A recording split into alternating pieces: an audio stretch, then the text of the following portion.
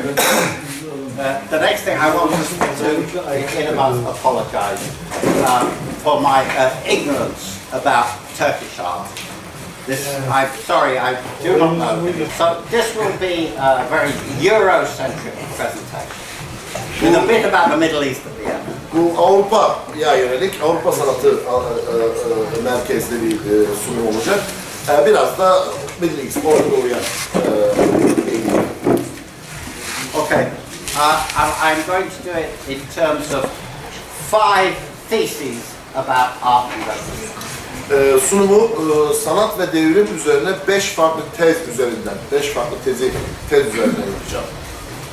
Anyone who says art is or should be non-political knows nothing of the history of art.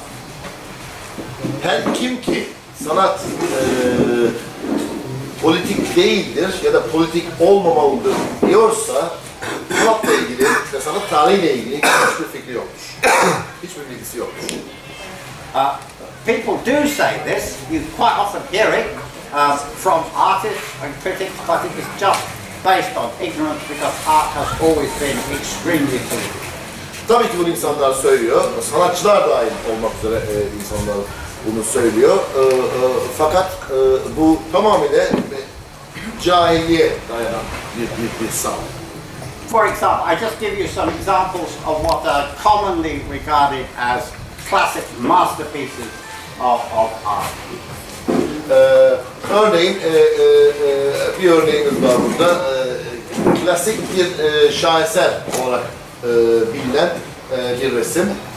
This is the 3rd of May by Goya, which was painted to show an episode from the uprising of the Spanish peasants against the occupying French army in the Napoleonic War. Napolyon Savaşları zamanında 3rd of 3 Mayıs isimli bir resim bu. Napolyon zamanında İspanyalı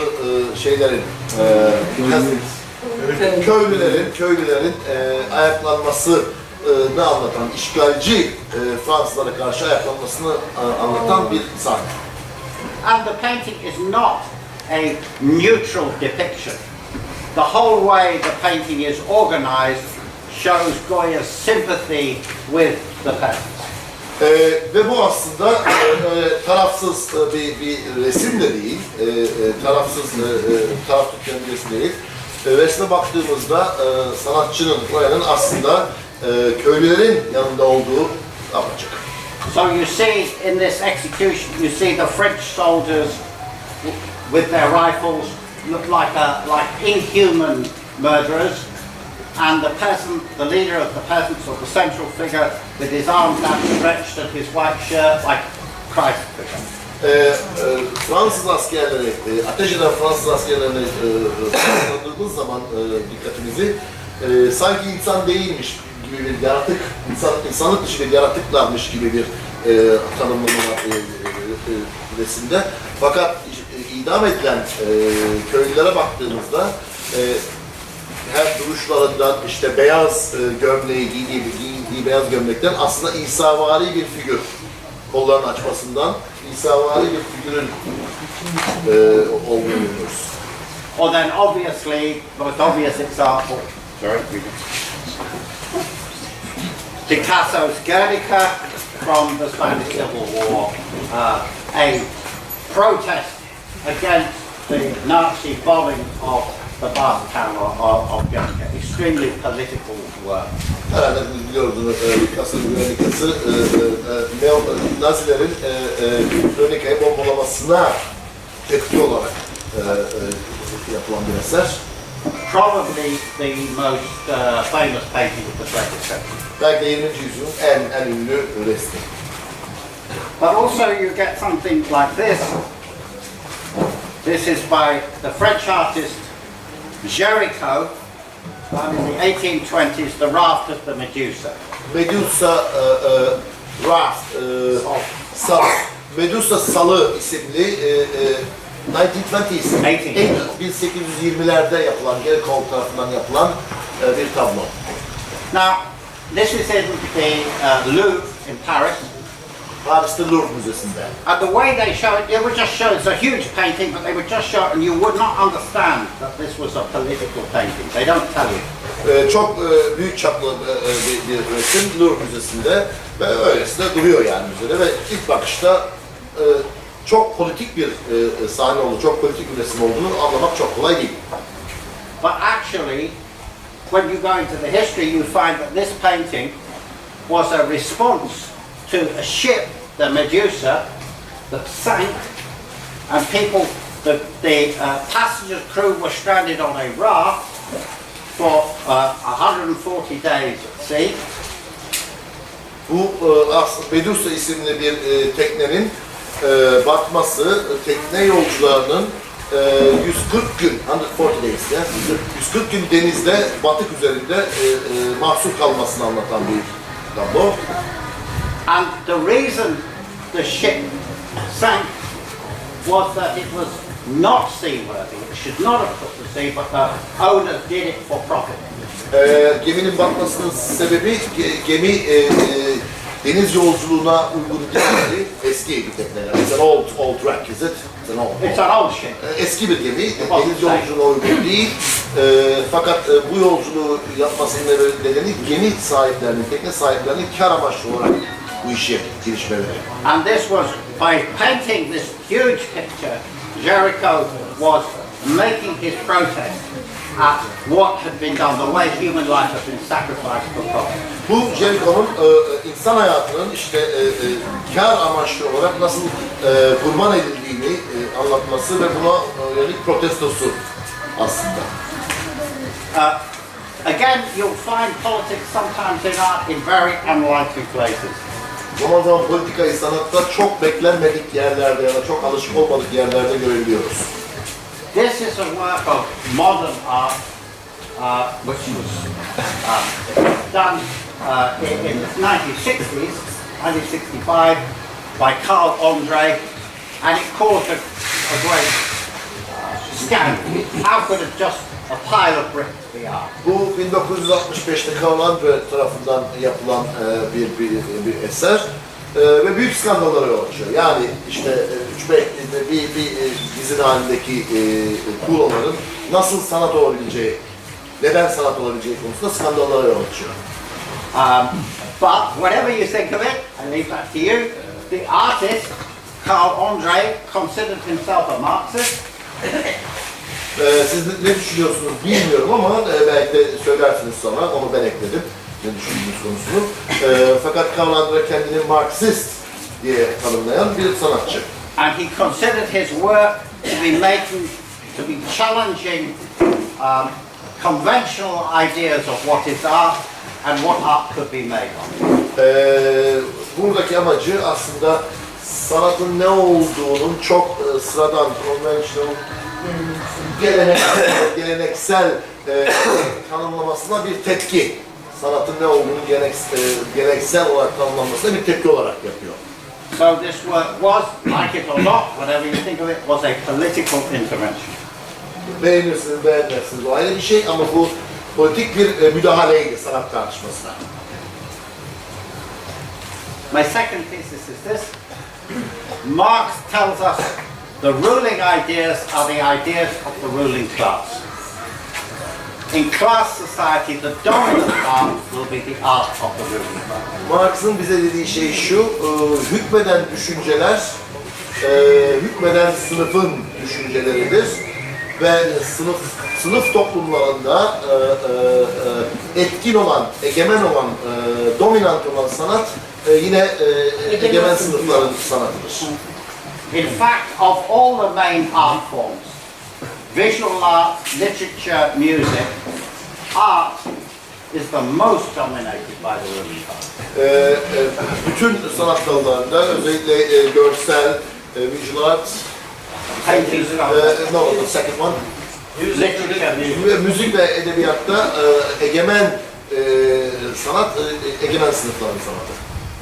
This is because visual art is embodied in objects that cost money to make and store. Görsel sanatlarda önemli olan obje, fiziksel obje yapımı için paraya ihtiyaç olan şeyler ve dolayısıyla So right through history, the most artwork is art made for the ruling class, very obviously. ve tarih boyunca yapılan pek çok sanat egemen sınıflar için yapılan sanat eserleri. So you can go back to ancient Egypt and the mask of Tutankhamun, now in the museum in Cairo.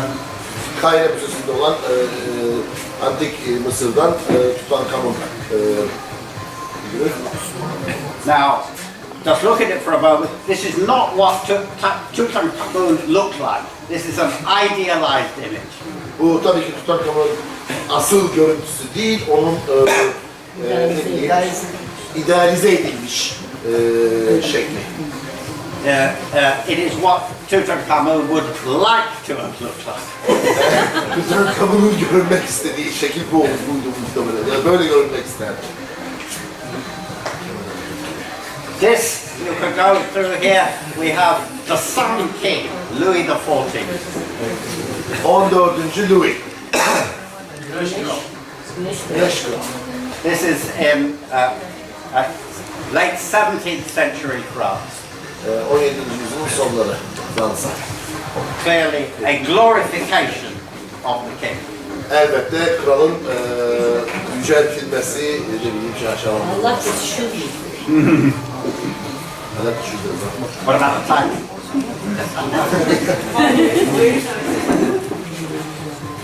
This also by Velázquez, who was a painter to the Spanish court, the Spanish Habsburg court, in the 17th century. 17. yüzyılda İspanyol kraliyetine resim yapan ressamlardan Velázquez. This is not a picture of a king, a picture of a woman, but it is a picture of a woman who is displayed in such a way that she would be seen as the property of the Lord, of whose palace it would be in. Bu elbette kraliçenin resmi değil, bedeni değil ama işte yapım şeklinde öyle bir şey ki bu tablonun, bu resimdeki kadın figürü, bu resmin asıl olduğu, bu tablonun asıl olduğu sarayın sahibi kralın bir şey, mülkü. And again, you can bring this right up to modern times with the work of Jamie and Hirst, the most famous artist of the last 20 or 30 years. Son 20-30 yılın en ünlü modern sanatçılarından Jamie Hirst. It's called For the Love of God. Tanrı aşkı için. It is a skull encrusted with diamonds. Bir kuru kafa ve şeylerle, elmaslarla kaplanmış bir kuru, süslenmiş, kaplanmış kuru. You could not make this work or buy it unless you were a multimillionaire. Eğer multimilyoner değilseniz bu eseri ne yapabilirsiniz ne de satın alabilirsiniz elmaslardan dolayı. Now I give a few examples, but actually most of the art of the last 2,000 years is art for the upper class.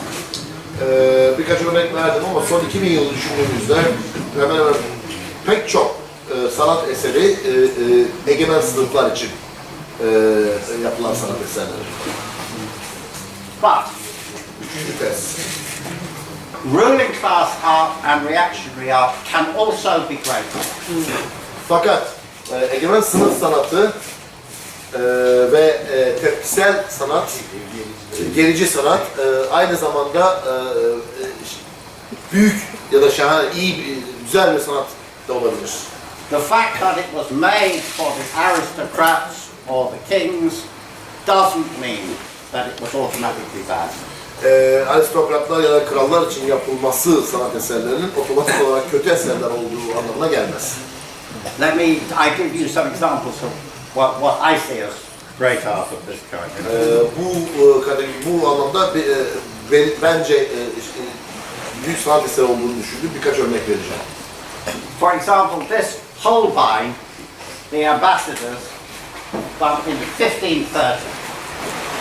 1530'da Holbein tarafından büyükelçiler ya da elçiler. Now Holbein is most famous for painting Henry VIII, the English king. Holbein İngiliz kralı 8. Henry'yi resimlemesiyle ünlüdür. But this is, in my opinion, is a very great painting. Bence bu şahane bir resim. Firstly, it's technically extremely skillful. Teknik olarak özellikle çok yetenek barındıran. You can't see terribly well in the slide, but if you see the original, every surface in this painting is an extraordinary achievement. Slide'da net olarak görünmüyor ama yakından canlı görseniz yüzeydeki her minicik alan çok ciddi bir yetenek isteyen yetenek belirtisi. You can actually read the musical notes on the book on the table there.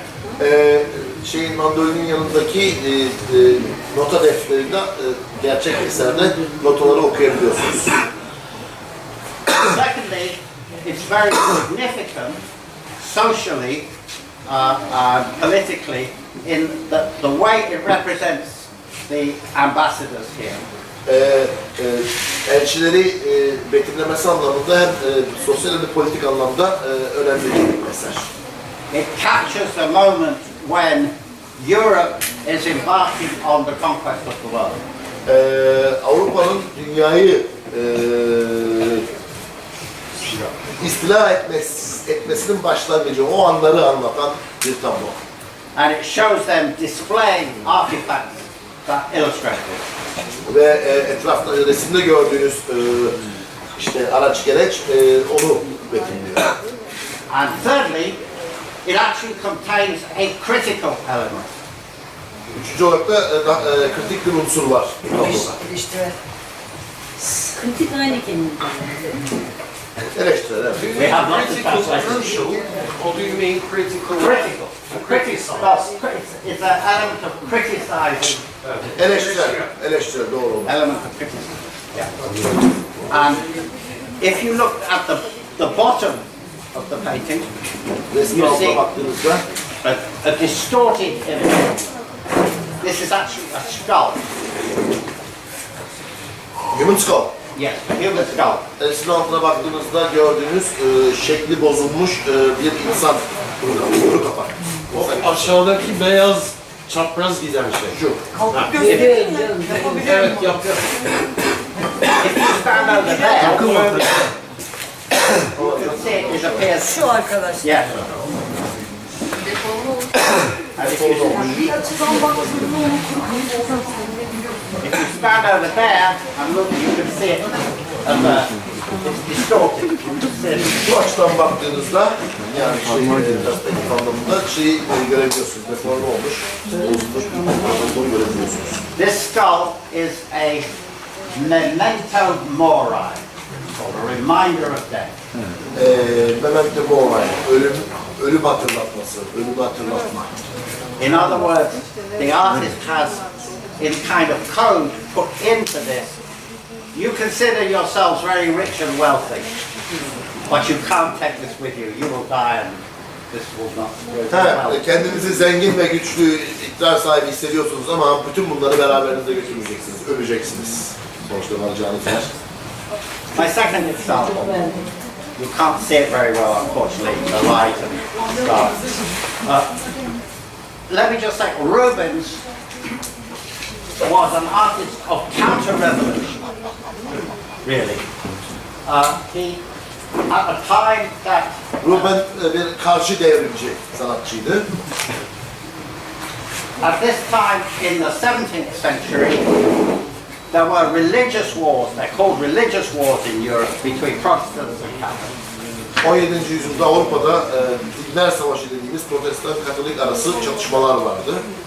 But really the Protestants were the rising bourgeoisie, the rising capitalist class, and the Catholics were the feudal counter-revolution. Aslında işin aslı aslında Protestanlar yükselen burjuva sınıfıydı. kapitalist sınıftı, Katolikler ise feodal sınıftı. Rubens chose the Catholic side.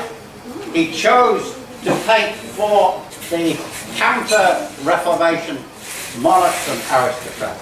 Ruben Katoliklerin tarafında yer aldı ve he chose to paint for the counter-Reformation aristocracy. Reform karşıtı aristokrasi için eser üretmeyi tercih etti. And he made a huge amount of money. Ve bir sürü para kazandı. But at the end of his life, he had a country home, Hetstein, which is shown here. Yaşamının sonlarında bir ne demek country home? Kırsal bölgede bir malikanesi vardı. Solda gördüğünüz çiftlik evi vardı. İsmi Ertes'tir. Hetstein isimli. And he did this great landscape, which you could see in the National Gallery in London. The picture doesn't do it justice, but it's a wonderful one. Ve Londra'da Ulusal Galeri'de görebilirsiniz. Bu muhteşem manzara çizdi. And I give another example by Velázquez, the court painter to the Spanish Empress, Pope Innocent X. Right? And so we have a court painter painting the Pope, but it is a brilliant painting. You can't see it terribly well. We probably can't make it clear. But it is a. Would it be better with lights down? No, it will be better if I just get that part. Okay. Yine Velázquez, İspanyol kraliyetinin ressamı. Bu tabloda Papa Masum Papa 10. Yani 10. Masum Papa tablosu. Fakat çok iyi görünmüyor şu anda. Muhteşem bir eser. So, and it's what it is a brilliant study of a religious figure as a man of power. Bu aslında dini bir liderin, dini bir figürün aslında güç sahibi bir insan olarak betimlenmesi, güç sahibi gerçek bir insan olarak betimlenmesinin tablosu. Işığı söndürmeye çalışıyorlar. Işık söndürürsün. Daha iyi oluyor. Kapat alayı tabii yani. Anlıyorum onu. Vallahi çıktı. No, it's good, it's great. When you look at this painting, if you see it, you see this is not a man who you should cross. You do not want to get on the wrong side of Pope Innocent X. Resme baktığınızda bu adamın ters yönüne düşmek istemezdiniz. Öyle bir mesaj veriyor size. Bu adamlar çalışmak istemezdiniz. Bu adamın Kurcu bir köşede karşınıza çıkmasını istemezsiniz. karanlıkta görseniz kaçarsınız. Bravo, tercümeler.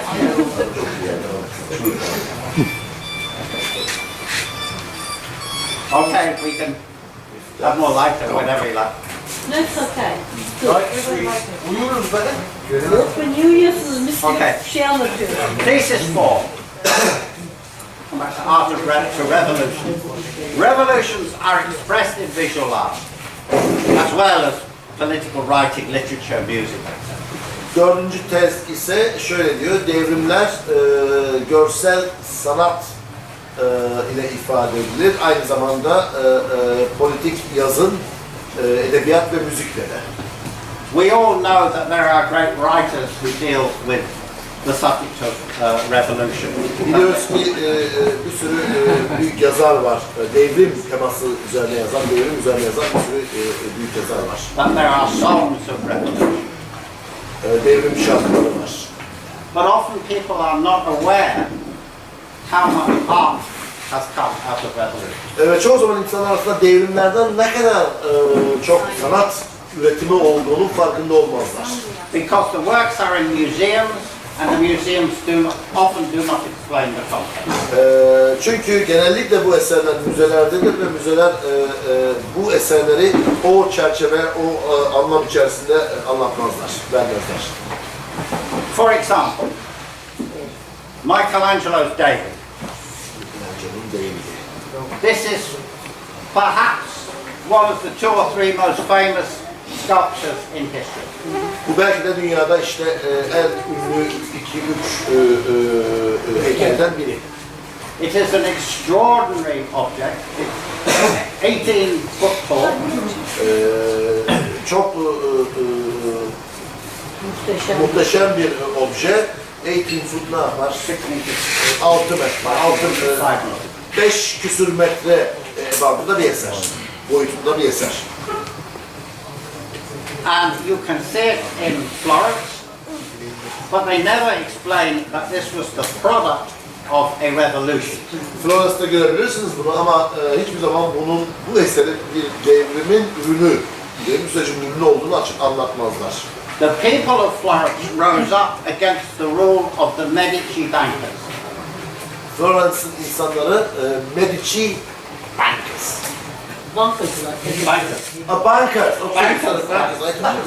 like our Irish bankers. Okay. Okay, now. I thought banks or something. No. Yeah. Florence'ların bankacılar yani sermaye kapital sahiplerine karşı ayaklanmasını döneminden. They expelled the Medici from Florence. Florence'dan Medici ailesi. Bir dönem expel is the word. Attılar. Sürdüler. And the city council that emerged from this asked Michelangelo to do a statue of David. Ve şehir konsülü yani yerel meclis, belediye Michelangelo'ya bunu anlatan bir eser, bununla ilgili bir eser yapmasını istedi. Why David? Because David slew Goliath. Hadi bakalım. Niçin David? John, Çünkü David... John, no one knows about David and Goliath. See, that's the problem. Explain Ask that. Christian history. Yes, Christian history. Yes. It's a Bible story. İncil'den bir hikaye. Which everybody in Florence at that time knew.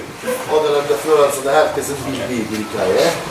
Goliath is the giant, and David is a shepherd boy who's in the Bible story kills the giant, Goliath. Goliath, İncil'deki hikayeye göre bir dev, bir canavar dev. David ise bir çoban. Bu canavarı öldüren çoban David. With a stone from a sling. Ve sapanla taş atarak. And so they asked Michelangelo because it represents that shepherd kills the enemy giant. And so it represented they overthrew the Medici. Bu anlam buradan geliyor. İşte bir çobanın bir sapanla bir devi öldürmesi. Dolayısıyla da Bir ara kaldım Medici Evet. ailesini. Now we have another Christian painting.